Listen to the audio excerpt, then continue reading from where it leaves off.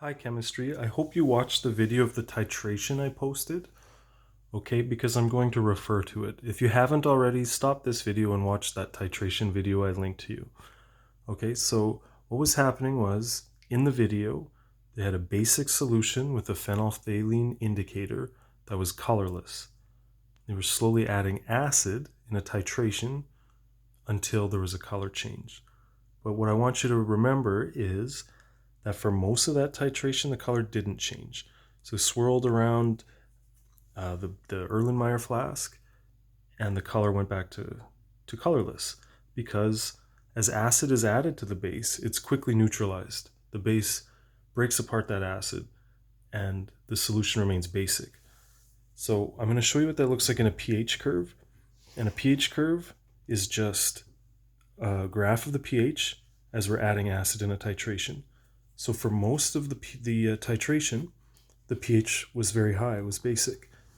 And it's just going down a little bit, okay, as acid is added. So when that acid's neutralized, it is removing some hydroxide. The hydroxide, steals a proton, becomes water, and that'll lower the pH, but the pH remains basic up until there's excess acid, okay?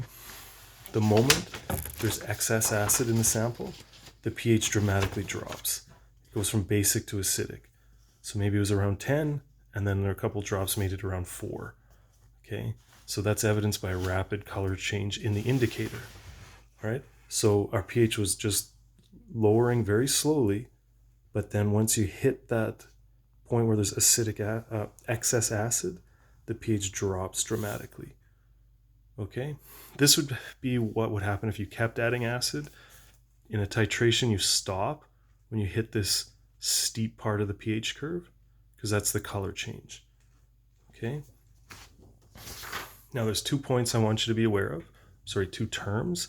The first is endpoint. Okay, and that's when you see a color change. You end the titration. Okay, I'm going to label this. This was the color change. All right, so once the color changes, you've hit endpoint and you stop the titration.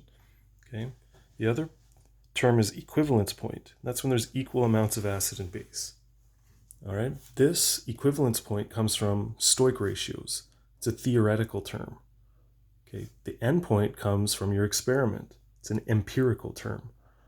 You want these to be in roughly the same spot. Well, you want them to be exactly the same, but there's always error in an experiment. So just a reminder, the endpoint is an experimental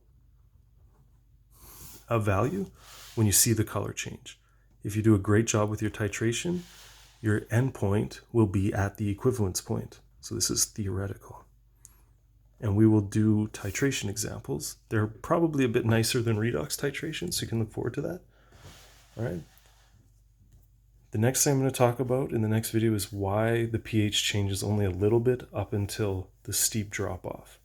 Okay, you call these buffering regions.